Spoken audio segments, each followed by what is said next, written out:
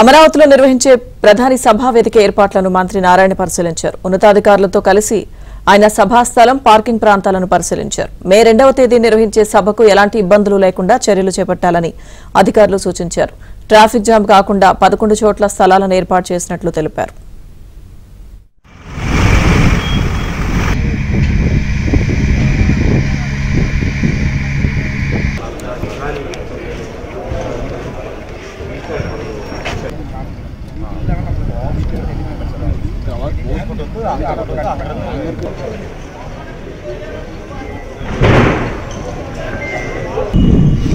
సభకు ఎలాంటి ఇబ్బందులు లేకుండా చర్యలు చేపట్టాలని అధికారులు సూచించారు.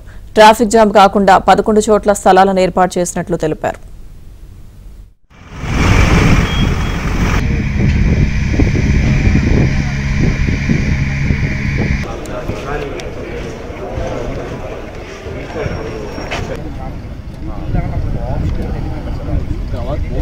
అక్కడ